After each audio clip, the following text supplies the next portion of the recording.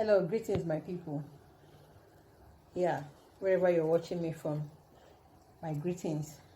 Please, there's a video I want to show you guys about a clergyman who was talking about prophecy, what God told him about Nigeria and the 2023 election.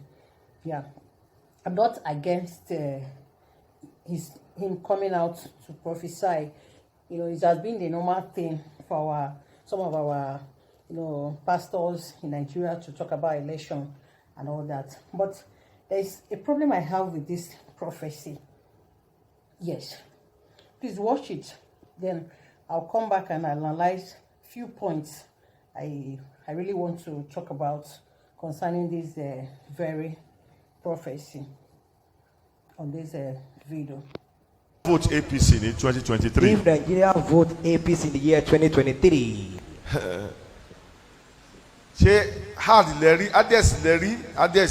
You are experiencing the hardest time now. You see a more tougher and tougher.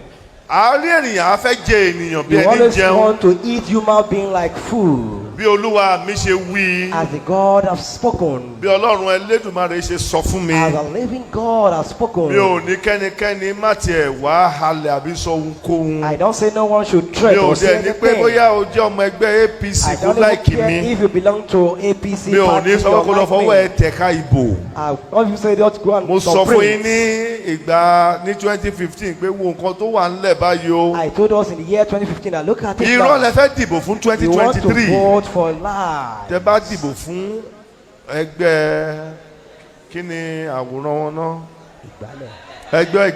If you vote for the party that has broom as their symbol, I pity churches. The hunger that was for you.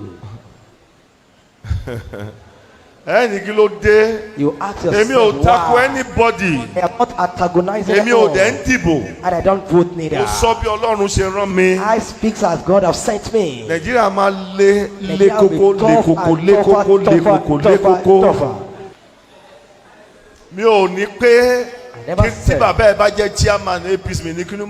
I never said if your father is the chairman of APC, neither do I support PDP or Labour. What will pay this country, Nigeria, is for us to go for true federalism, or we should restructure or secede. And that's what God is telling our Father in the Lord.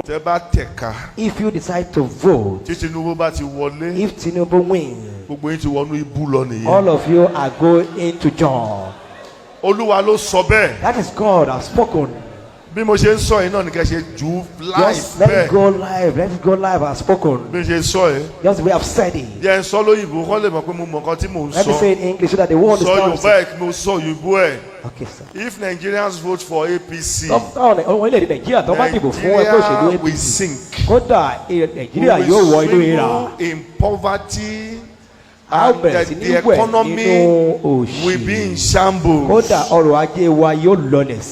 If the government of APC continues, Nigeria will suffer extraordinary. I'm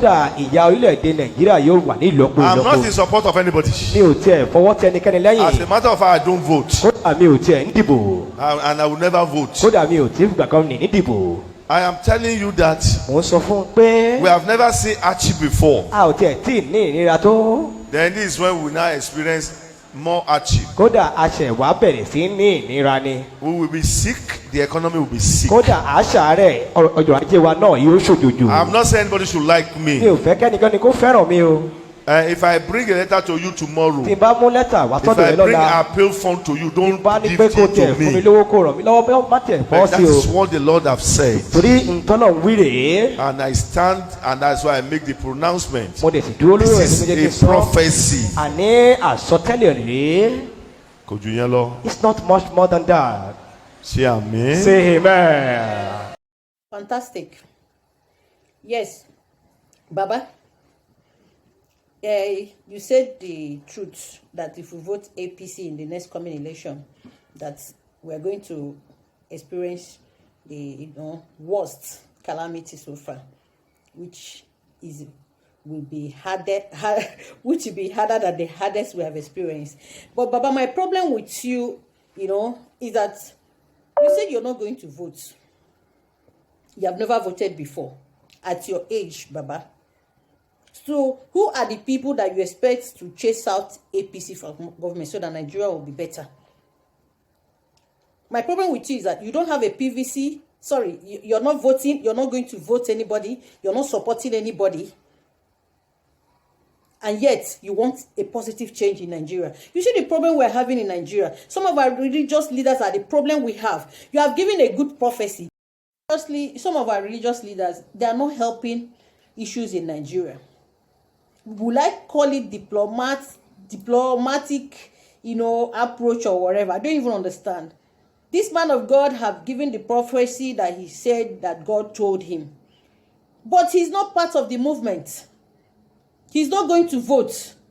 And he has never voted before. At his age, he doesn't want to be part of the new Nigeria we are clamoring for. And yet, he wants a new Nigeria. If everybody have this kind of mentality, how are we going to change the system? How are we going to have a better Nigeria? Please, our religious leaders, you guys need to, come out. You need to change this your system. Some of you are not helping the issue in Nigeria. Baba, go and be part of this movement so that we can listen to you next time you talk